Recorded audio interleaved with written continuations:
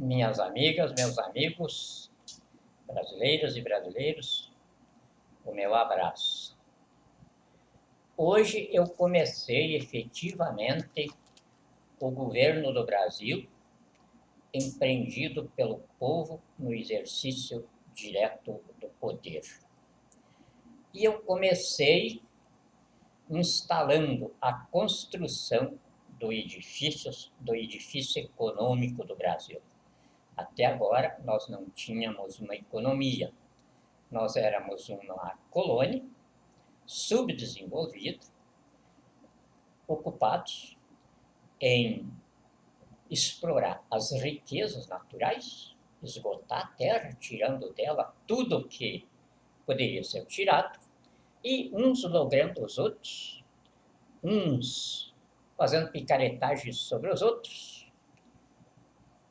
numa base de enriquecimento ilícito generalizado, às custas da pobreza geral da nação que isso resultava.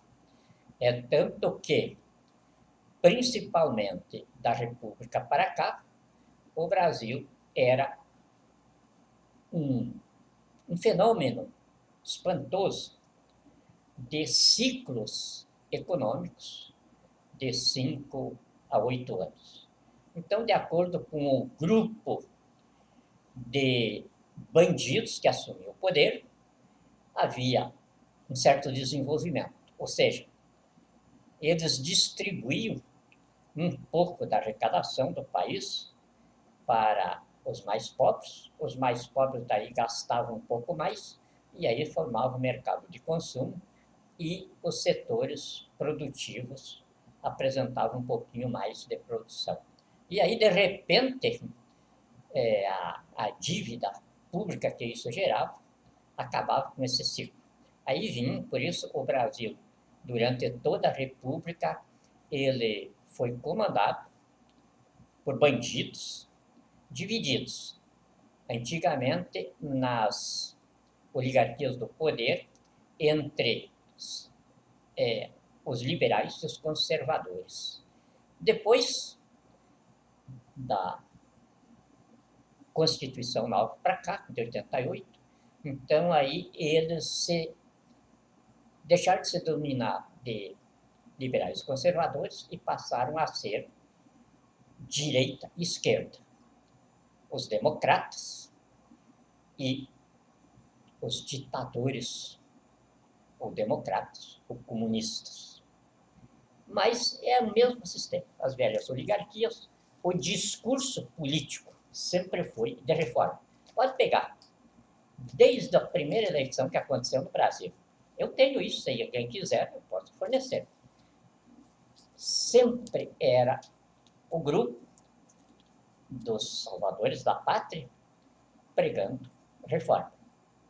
E os outros, os que eram considerados vilões da pátria, então eram condenados como os responsáveis pela crise. O Brasil nunca saía da crise.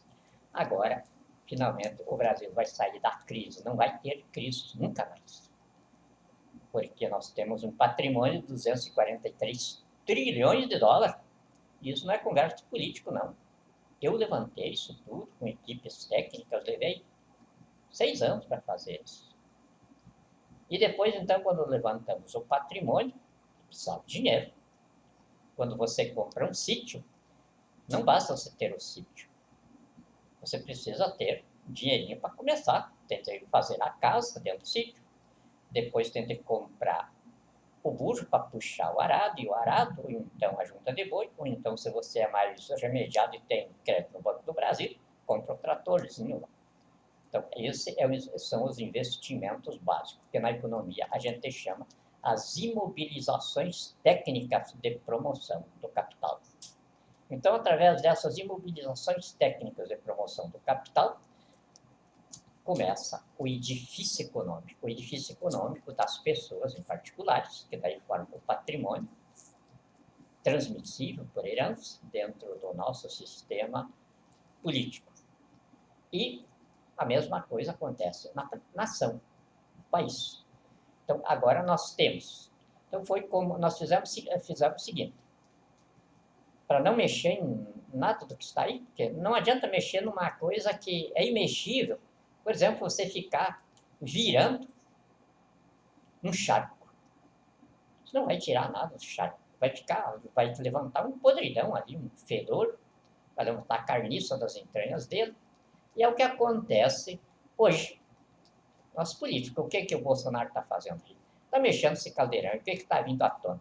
Está vindo à tona o fedor das suas entranhas. Podre. Só corrupção, só banditismo, só ladroagem. E ele é o principal. Mas era necessário que isso acontecesse. Não houve erro da minha parte, não. Se eu tivesse a fraqueza de errar, eu sempre digo, eu não estava no comando deste projeto. Eu estava criando galinha, plantando batata por aí. Que é muito digno fazer isso. Agora, não é digno o sujeito que não tem competência assumir aquilo para o qual ele sabe que não tem, que foi o caso de Lula, de Dilma, Bolsonaro, Temer, e essa coisa toda que vem desde a proclamação da República, com exceção de alguns que merecem grande respeito. Por exemplo, o doutor Getúlio Vargas, que deu a estrutura de civilização à colônia brasileira. De Getúlio Vargas depois veio Juscelino Kubitschek, que instalou a estrutura física da civilização. E aí vieram os 5 governos militares, dos quais eu sou restante, porque me integrei a eles. Então, nesse período, nós, o governo militar, que eu integrei, estabelecemos, então, os alicerces para uma civilização que o presidente Médici dizia, a megapotência do mundo. Nós não tínhamos conhecimento dessas riquezas que nós conhecemos hoje, naquela época. Não tínhamos os instrumentais que temos hoje de pesquisa, de prospecção, de análise de profundidade de solo, enfim, uma série de coisas que hoje nos facilita, que deu para nós levantar o patrimônio que nós temos hoje. Mas, enfim, que aí, com 243 trilhões de dólares de patrimônio, isso assusta, é 11 vezes o PIB do mundo, 11 vezes, mais riqueza do que o mundo inteiro produz unido. Então, nós somos o povo mais rico da Terra. Mas não adianta nada essa riqueza se nós não pudermos prendê-la. Então, veio a segunda etapa. A segunda etapa foi nós levantarmos, então, o dinheiro. E aí levantamos. Esse levantamento foi concluído ano passado. E quando nós levantamos esse dinheiro, nós temos 985 trilhões de dólares no bolso para empreender esse patrimônio. Aí ficamos tranquilos. E aí foi então que começamos a colocar a nossa posição perante o mundo, através dos foros internacionais criados para isso. Por quê? Eu sou jurista. O jurista é escravo da lei, do direito e da justiça, como o padre é escravo dos dogmas teológicos da igreja, pastor, a pessoa que se dedica à espiritualidade dela. Eu sou escravo da ciência do direito. Sou doutor. Posso dizer assim de boca cheia, porque na face da terra, e eu sei que existem outros, iguais a mim, superior não.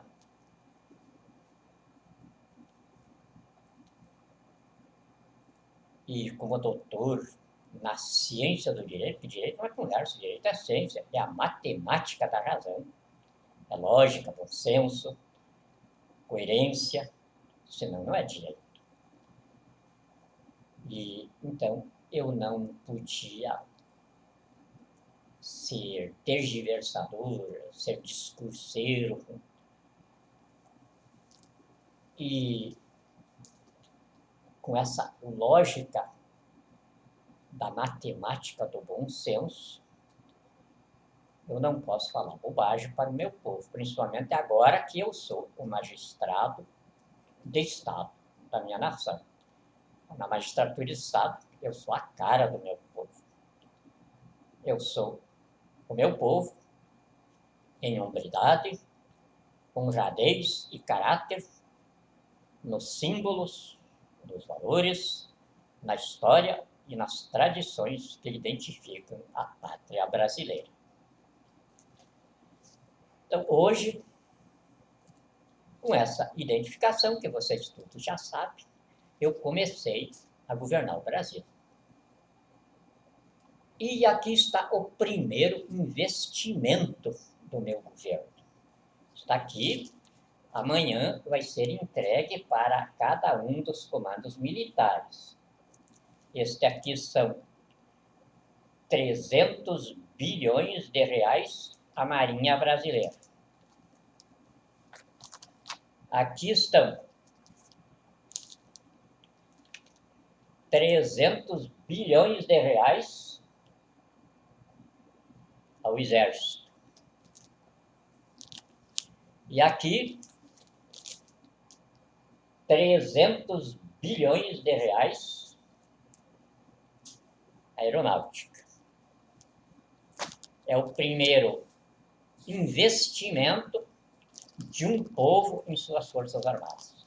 Isso nunca aconteceu nem nos Estados Unidos e nem na Rússia no tempo em que ela era a União Soviética.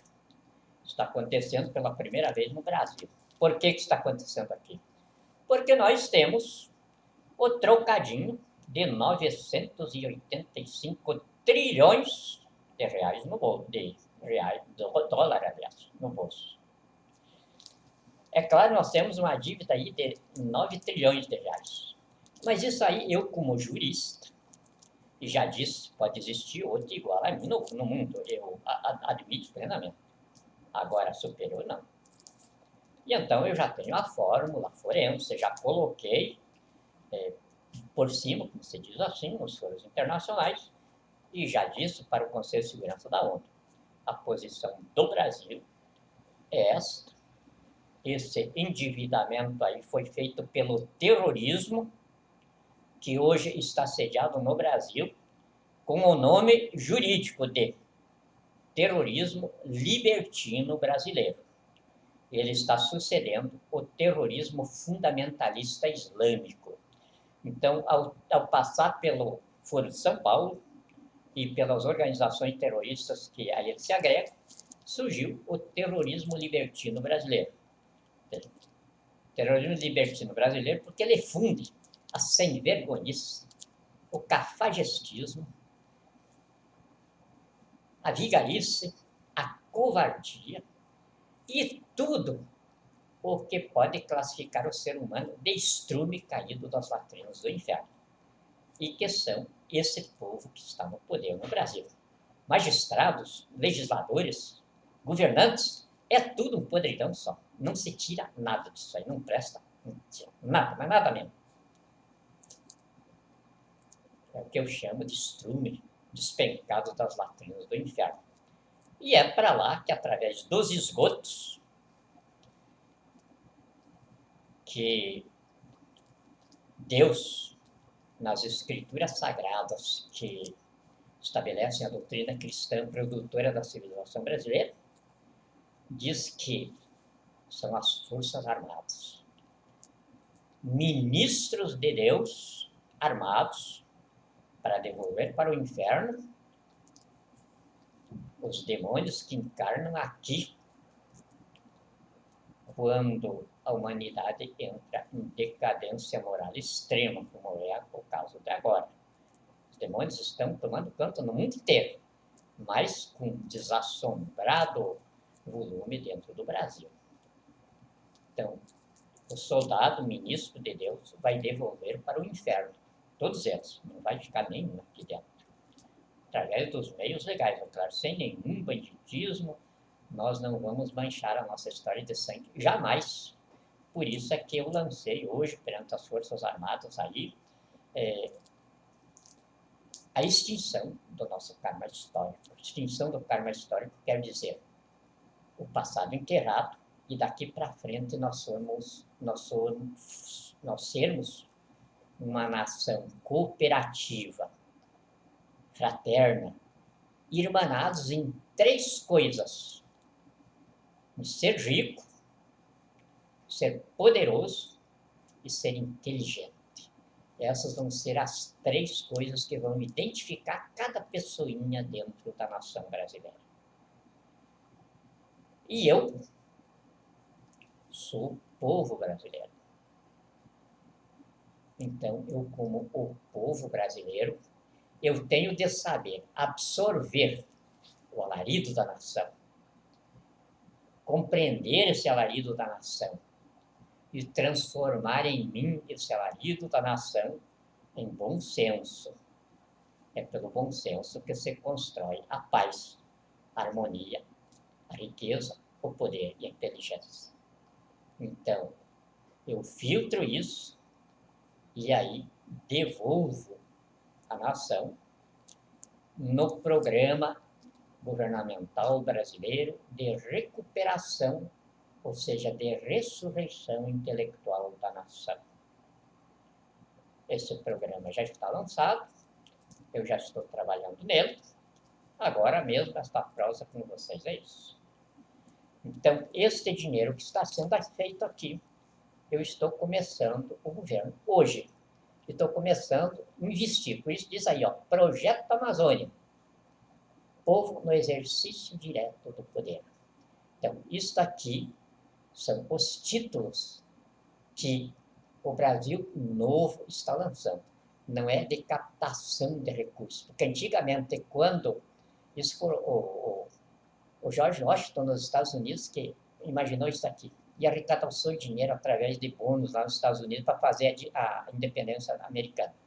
Depois, Dom Pedro aqui lançou os títulos da dívida pública, os famosos TDA, e que até hoje tem por aí. Eu mesmo negocio de vez em quando eu acho alguma para comprar, eu compro e depois revendo. Ou então pago dívidas através de ações judiciais. Aí eu consegui a moldura deles, que é muito bonita, é imperial, é nobre, e então eu estou revivendo, assim, a fachada da antiga TDA nos títulos agora do Projeto Amazônia. Esses títulos aqui têm a bagatela de conversão para emissões de 985 trilhões de dólares. Então isso aqui é quente, é a coisa mais quente que surgiu no mundo. E nós, com esse dinheirinho no bolso, é claro, nós fazemos valer isso aqui como foi na época. Tudo nós estamos aprendendo, inclusive, usando as coisas do mundo. Quer dizer, foi nos Estados Unidos que nos deu o antecedente para o que nós estamos fazendo agora. Então, quando De Gaulle quis converter o dólar que ele tinha acumulado lá, 55 bilhões de dólares, no lastro-ouro, que naquela época, $1 equivalia a uma onça-ouro. Era com essa crença que o dólar dominava o mundo e expandia o imperialismo americano. Aí, De Gaulle quis o ouro dele para emitir o franco ouro na Alemanha. Aí, os Estados Unidos não tinham ouro nenhum. Era uma vigarista. De Gaulle recorreu aos foros internacionais e os Estados Unidos simplesmente disseram: nós não temos ouro para converter o dólar, mas as bombas que nós temos não eram apenas aquelas que foram estouradas em Nagasaki e Hiroshima. Nós temos mais. E é com isso que nós continuamos garantindo o lastro financeiro internacional pela conversão dólar. E pronto. Então agora, nós, dentro dessa lição aprendida com os americanos, estamos devolvendo para eles. Nós temos a bagatela de 985 trilhões de dólares no bolso para emissão disso aqui e de muito mais. Inclusive, vou pagar a dívida externa do mundo inteirinho. E eu estou equipando. Eu não tenho bomba de explodir Hiroshima e Nagasaki. Mas eu posso comprar 985 trilhões de dólares de lastro. Isso aí se multiplica no sistema financeiro, pelas vezes que estão aí, por 3. Agora imagine quanto de dinheiro a gente tem no bolso. Eu vou equipar as nossas Forças Armadas. Agora, independentemente disso daqui. Isso daqui é porque as Forças Armadas vão ser transformadas agora. Até agora, principalmente 85 para cá, virarem parasitas. Não tem serventia para nada. Os nossos militares não servem para nada. Ficam, como dizem aqueles que ainda têm vergonha lá dentro. Ficamos aí pintando meio fio, limpando grama e esfregando os quartéis para as visitas dos generais uns aos outros. E fora disso, daí, fazer o joguinho de futebol deles lá, pintar o bumbum. Hoje os militares têm. Esses tempos, inclusive, quem me observou isso foi o comandante Moraes. O comandante Moraes, pistoleiro da Marinha, e é claro que ele jamais iria fazer uma coisa dessa, mas foi lá. E aí, doutor, olha ali, os caras estavam lá, correndo lá fora. Olha aí, veja se isso é soldado. Cara com o bumbum pintadinho ali, brinquinho na orelha. E eu tenho um major lá, que é meu amigo, dizia, doutor, isso daqui, de dia, é verde olivo, e de noite é rosa-choque. E pela situação que está aí, com Bolsonaro de comandante supremo e autoridade suprema deles. Ele não é coisíssima nem, é apenas um bandido. Mas para as Forças Armadas é. E eu aprendi na escola. Eu tinha lá 18, 19 anos quando eu aprendi isso nos laboratórios, onde eu comecei muito cedo. Eu já aprendia isso. Não peça identificação para soldado, porque se ele for esperto, ele não tem identificação nenhuma. Mas peça pelo comandante dele e procure saber quem é o comandante dele. Porque pelo comandante dele, você sabe que soldado você tem pela tua frente. E é assim que um militar identifica o outro. Principalmente generais. E eu, no âmbito das Forças Armadas, hoje eu sou comandante supremo e autoridade suprema das Forças Armadas. O meu posto ali equivale ao de marechal. Então, isso aí é uma responsabilidade muito grande. Eu tento conhecer tudo sobre militarismo. Conhecer de soldado por soldado. É o meu posto lá. E hoje, ao invés de eu estar cantando de galo lá dentro das Forças Armadas, eu me apresentei com isso aqui. Olha, agora vocês vão deixar de ser parasitas, porque do jeito que vocês estão aí, capachos de bandidos, formando grupos de pistoleiros, porque quem serve a bandido da classe que esses militares nossos aí estão servindo, é como disse um militar mesmo, são jagunços fardados. Jagunço fardado é capacho de bandido. Não é que as minhas Forças Armadas sejam isso. É que no momento que as envolve, elas parecem ser isso. Excluídos os generais que terão de ser punidos por submeterem as minhas Forças Armadas a esse opróbrio.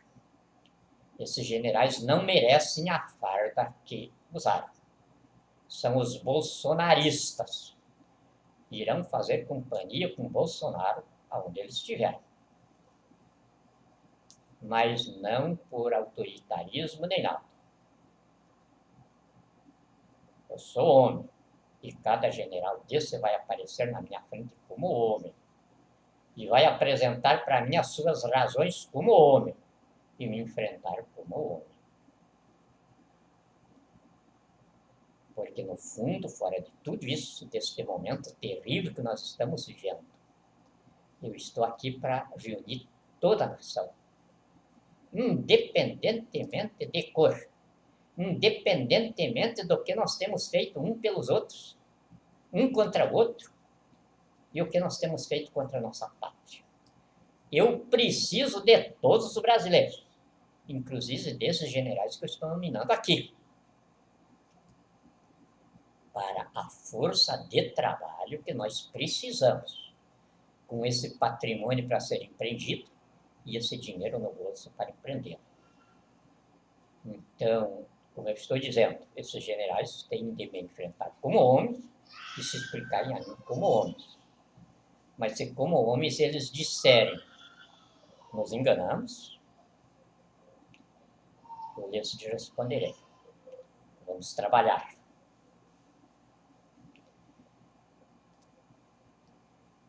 Muito obrigado por esta prosa.